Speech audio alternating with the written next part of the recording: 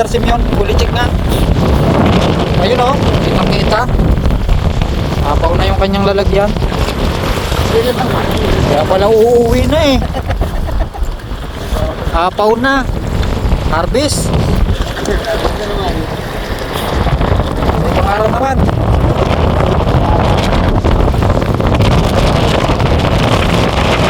Uwi na ako maya-maya.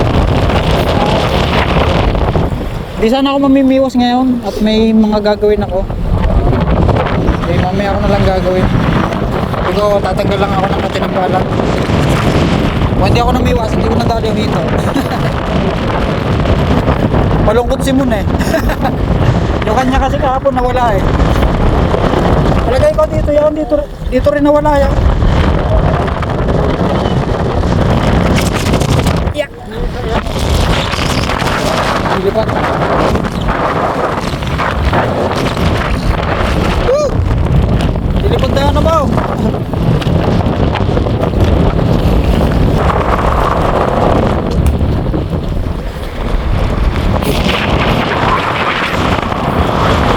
na. Wala na. Gawin tayo sunod na araw. Mga bata, mga ka-fishmate, mga ka-angler. Ayan, kita-kita ang langit-ngit ng lawa. Sana, hindi na tayo makakahuli. Ayan, pagka ganyan kasing malakas ng hangin, malakas na rin ang alon. Wala nang dadawi, wala nang kakagat na isda. Bawi na lang ulit tayo sa susunod na mga araw. Maganda-gandang tubig. Sa taga, kalmado yan eh. Pagkapahapon na yan, yun yung napakalas. Kamihan. Yun! Nakadali oh! Ha? Bigat! Natin!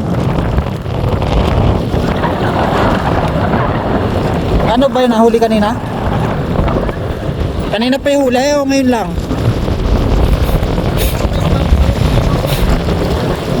Ano pinain mo?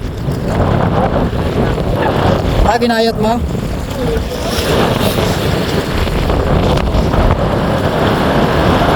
Saan mo nadali? Maihigat pala talaga dito. Ano? Ayan o.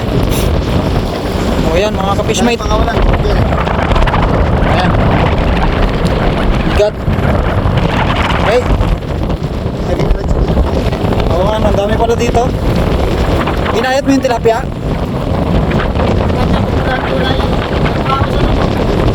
Yung bote doon. Oo. Sige, ingat kayo.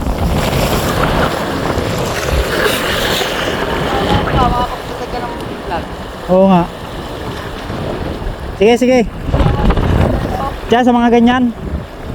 Subukan ko. Susunod, magtatangad din tayo ng igat.